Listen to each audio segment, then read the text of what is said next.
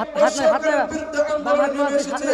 আমরা দেখেছেন, আপনারা দেখেছেন, ভারতের দালাল, ভারতের স্বৈরাচারী দালাল, মোদির দালাল শেখ হাসিনা যখনই কোরআনের বিরুদ্ধে কথা বলেছেন, হাদিসের বিরুদ্ধে কথা বলেছেন, বাংলাদেশের ছাত্রদের বিরুদ্ধে কথা বলেছেন, ছাত্রদেরকে রাজাকার বলে গালি দিয়েছেন, তখনই ছাত্র জনতা তখনই রাজপথে একতাবদ্ধ হয়ে স্বৈরাচারী শেখ হাসিনার বিরুদ্ধে মাঠে নেমে এসেছে।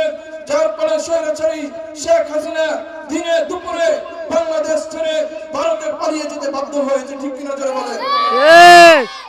সম্মানিত উপস্থিতি, মোদির এমনকি ভারতের দালাল স্বৈরাচারী হাসিনা চেয়েছিল বাংলাদেশের মানুষের রাজধানী, বাংলাদেশের মানুষের ঠিকানা বাংলাদেশ না হয়ে ভারত হোক।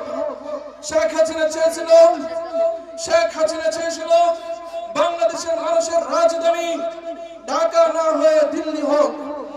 শেখ হাসিনা চেয়েছিল বাংলাদেশের মানুষ ভারতের দালালি করুক। এমনকি শেখ হাসিনা নিজেও ভারতের একজন দালাল ছিলেন।